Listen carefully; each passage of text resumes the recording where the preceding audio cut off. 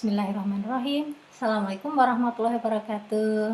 Anak-anak sekalian, selamat bertemu kembali dengan Bu Bekti untuk belajar kimia bersama. Anak-anakku sekalian, pada kesempatan ini kita akan belajar tentang pengaruh perubahan konsentrasi terhadap sistem kesetimbangan. Anak-anakku sekalian, tentunya siswa masih ingat bahwa dalam sistem kesetimbangan akan terjadi perubahan seandainya diberi perlakuan tertentu.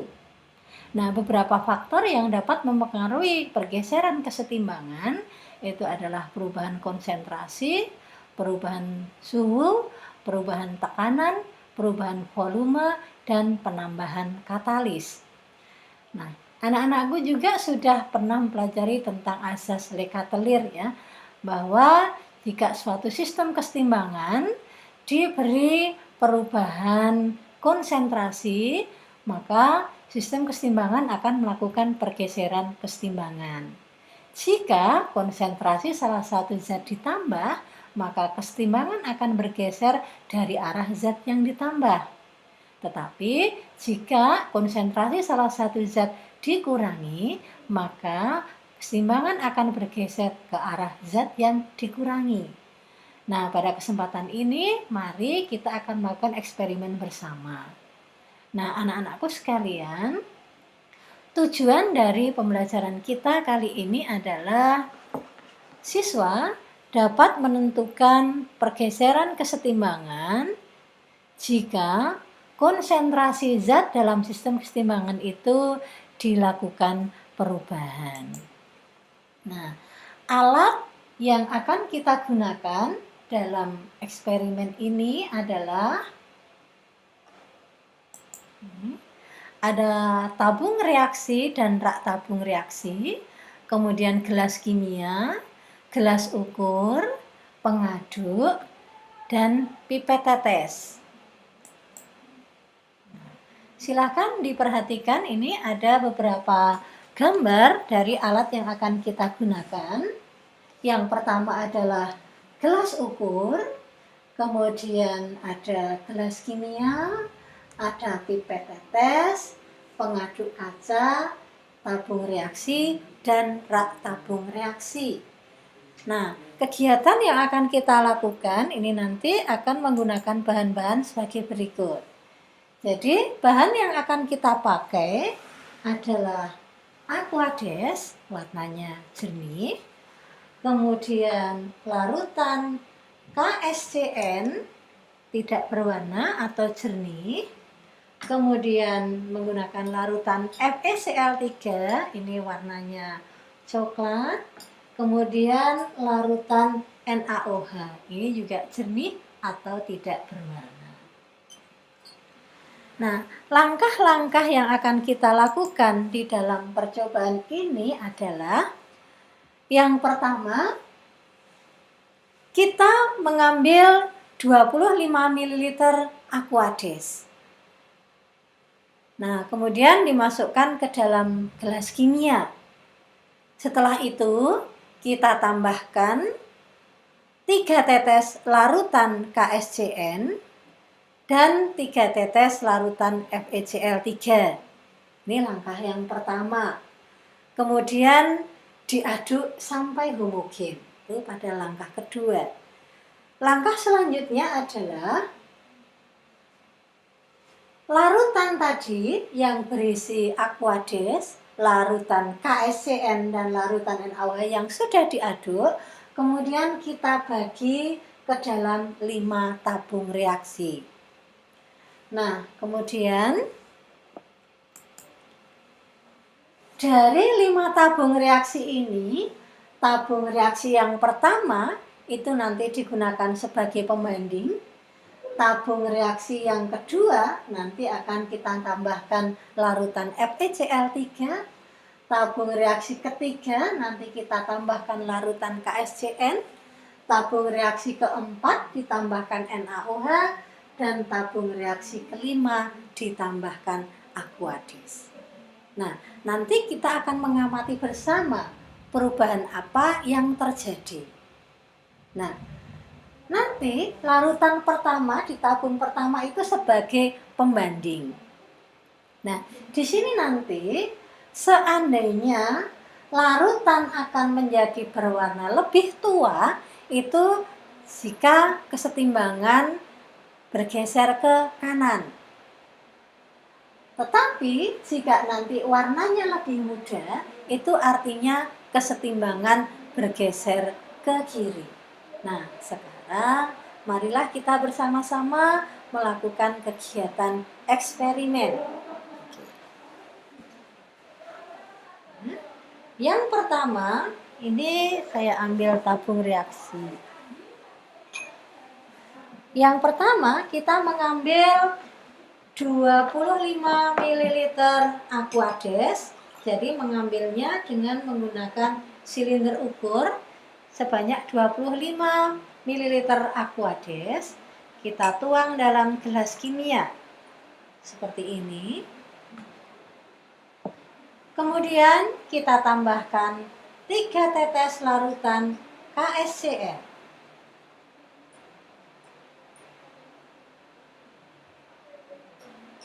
Kemudian kita tambahkan 3 tetes larutan FeCl3.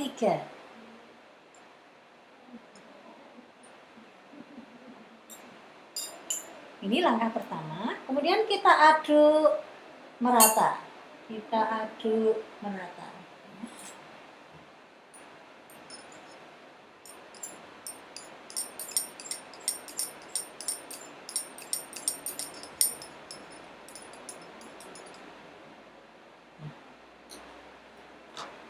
Sudah tercampur homogen.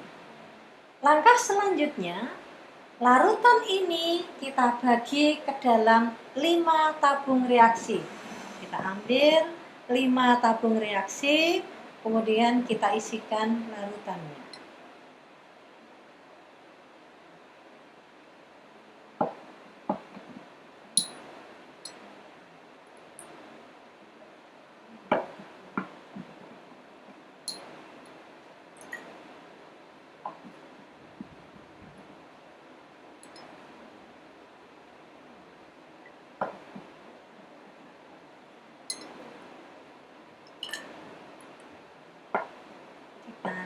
Supaya tinggi mereka sama.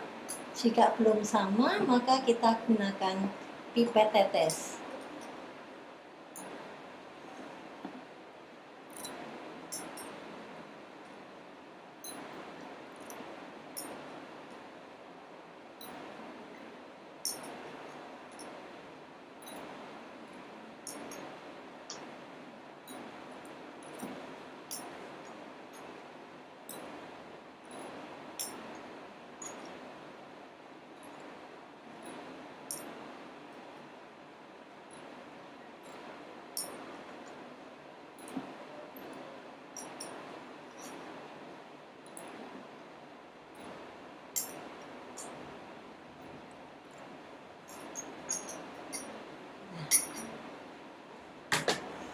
Ini anak-anakku sekalian, sekarang kita punya 5 tabung reaksi yang berisi campuran antara Aquades, KSCN, dan FeCl3. Nah, jangan lupa, tabung reaksi pertama ini sebagai pembanding. Nah, sekarang kita akan mengambil tabung reaksi kedua. Tabung reaksi kedua ini kita tambahkan larutan FeCl3.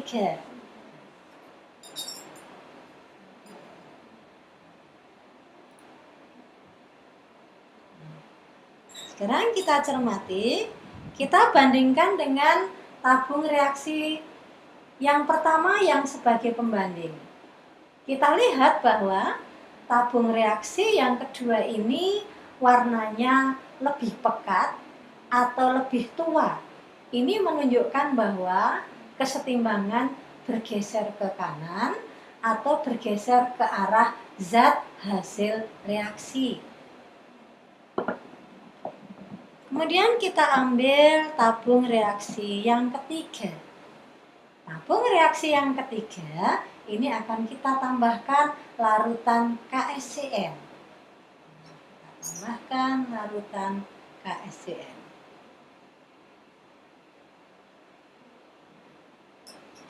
Sekarang kita bandingkan dengan tabung reaksi yang pertama. Nah, ini tabung reaksi yang pertama, ini tabung reaksi yang ketiga. Kita lihat bahwa tabung reaksi ketiga ini warnanya lebih tua. Nah, ini juga menunjukkan bahwa kesetimbangan bergeser ke kanan atau bergeser ke arah zat hasil reaksi.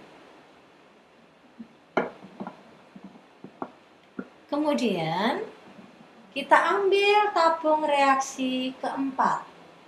Nah, pada tabung reaksi keempat ini akan kita tambahkan NaOH. Perlu Ibu berikan informasi kepada kalian bahwa NaOH ini akan berfungsi sebagai pengikat ion FeCl3 atau tepatnya ion Fe+ dalam larutan FeCl3. Berarti kalau ditambahkan NaOH di sini, berarti kita mengurangi konsentrasi FeCl3 atau mengurangi salah satu zat yang direaksikan. Nah, mari kita lihat seperti apa jika larutan ini ditambah NaOH. Ambil NaOH, kita masukkan.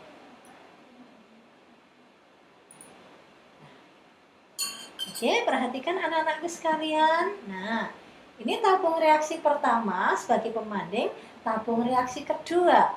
Terlihat bahwa tabung reaksi kedua ini warnanya lebih muda. Nah, ini menunjukkan bahwa kesetimbangan bergeser ke arah kiri atau bergeser ke arah zat yang bereaksi. Nah, kemudian kita akan melakukan eksperimen selanjutnya, yaitu menambahkan Aquades ke dalam larutan KSCN dan FeCl3. Ya, kita tambahkan Aquades. Misalnya ini.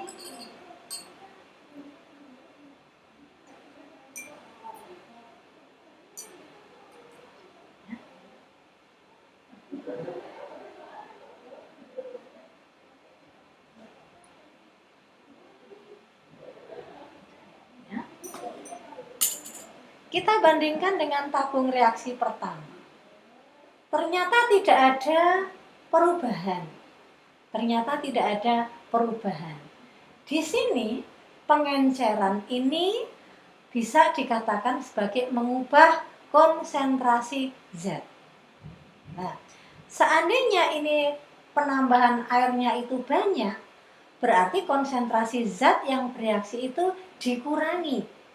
Tetapi karena yang ditambahkan itu hanya 1 tetes, maka tidak tampak pergeseran kesetimbangannya karena perubahan volumenya relatif kecil.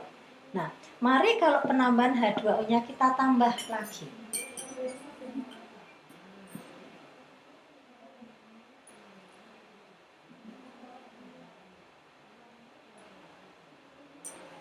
Ya.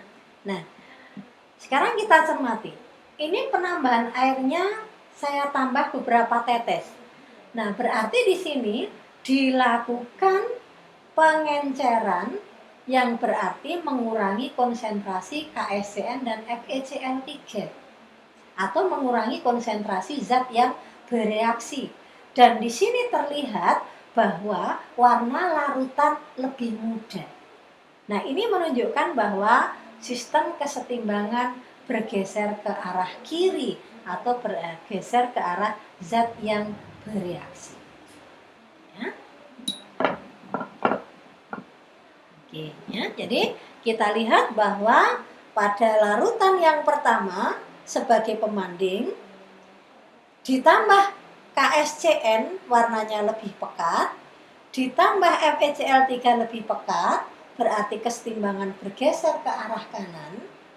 Kemudian ditambah NaOH, karena NaOH itu mengikat Fe+3 dalam FeCl3, berarti mengurangi konsentrasi FeCl3, maka kesetimbangan bergeser ke arah kiri.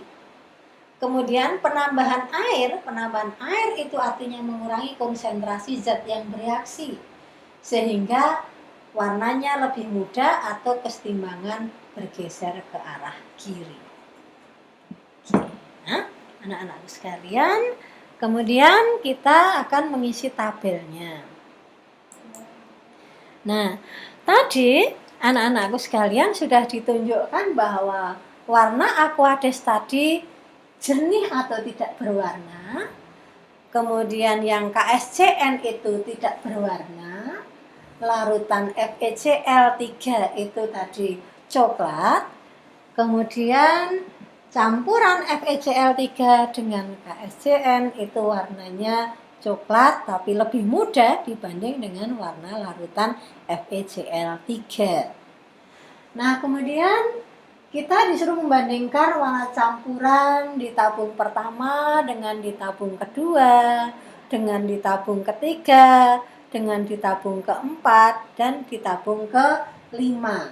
Nah, nanti kalian isikan di dalam pengamatan ini. Nah, sekarang kita lihat tabelnya ya.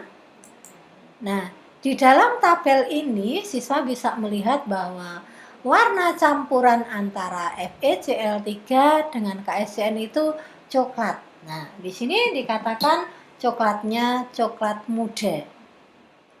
Kemudian ditambah FeCl3. Ini warnanya menjadi lebih tua. Ya, jadi disuruh ngisi sama, lebih tua, atau lebih muda. Berarti nanti isinya lebih tua. Nah, kalau disuruh menjelaskan, penjelasannya bagaimana? Nah, warna larutan lebih tua karena adanya penambahan FeCl3. FeCl3 itu di dalam persamaan reaksinya itu dituliskan di sebelah kiri tanda panah. Karena ini merupakan zat yang bereaksi. Sehingga penambahan FeCl3 menyebabkan kesetimbangan bergeser dari arah FeCl3. Nah, ke arah kanan sehingga warna campuran menjadi lebih tua. Ya. Kemudian ditambah KSCN. Nah, ini kalau dibandingkan ini ditambah KSCN warnanya suruh milih itu sama, lebih tua atau lebih muda, maka diambil yang lebih tua. Penjelasannya sama ya, karena ada penambahan KSCN ada di ruas kiri, maka kesetimbangan bergeser dari arah KSCN menuju ke kanan, sehingga warnanya lebih tua. Ya. Kemudian untuk yang penambahan NaOH, kita lihat kembali hasil percobaan tadi. Nah, disuruh milih itu, ditambah NaOH warnanya sama, lebih muda atau lebih tua. Nah, kita lihat ini warnanya lebih tua, maka pilih yang lebih muda nih ya. Penambahan NaOH ini warnanya menjadi lebih muda. Nah, penjelasannya bagaimana? Nah, penambahan NaOH tadi itu mengikat Fe+3 dari FeCl3. Berarti mengurangi konsentrasi FeCl3. FeCl3 ada di ruas kiri. Nah, kalau zat di ruas kiri itu dikurangi konsentrasinya, maka kesetimbangan bergeser ke arah kiri. Buktinya warnanya lebih muda. Oke. Kemudian yang baris paling akhir ditambah aquades. Ya. Ini kalau penambahan aquadesnya itu cuma sedikit, tadi warnanya sama. Misalnya ditambah 2 tetes. Tapi kalau penambahannya banyak, ya, misalnya sampai 10 tetes, sampai 20 tetes, maka nanti warnanya akan menjadi lebih muda. Nah, ini disebabkan karena konsentrasi zat-zat yang di ruas kiri itu diperbesar. Nah, berarti pengenceran itu mengurangi konsentrasi ya. Saya ulangi, konsentrasi KSCN dan FeCl3 itu akibat penambahan air menjadi lebih kecil. Artinya konsentrasi zat yang di ruas kiri itu ya dikurangi. Maka keseimbangan akan bergeser ke arah kiri. Buktinya warna larutan menjadi lebih muda. dari eksperimen kita kali ini, kita bisa menghubungkan dengan teori yang sudah kita peroleh tentang asas Le-Chatelier ya. Jika konsentrasi salah satu zat itu ditambah, maka kesetimbangan bergeser dari arah zat yang ditambah. Ini pada eksperimen yang tabung reaksi 2 dan tabung reaksi 3. Jika konsentrasi salah satu zat dikurangi, kesetimbangan bergeser ke arah zat yang dikurangi. Ini bukti dari eksperimen yang keempat dan kelima. Jadi kita sudah membuktikan asas Le-Chatelier. Nah, anak-anakku sekalian, tentunya dari demonstrasi yang Ibu tunjukkan pada pengaruh perubahan konsentrasi terhadap kesetimbangan, siswa menjadi lebih paham daripada siswa hanya membaca teori dari buku atau menjelaskan penjelasan dari Bu Bekti di kelas. Nah, anak-anakku sekalian, kiranya cukup ini yang Ibu sampaikan. Mudah-mudahan demonstrasi ini bisa menambah kejelasan siswa untuk memahami materi pengaruh perubahan konsentrasi terhadap kesetimbangan. Nah, sampai ketemu kembali dengan Bu Bekti pada kegiatan pembelajaran yang lainnya. Saya akhiri. Assalamualaikum warahmatullahi wabarakatuh.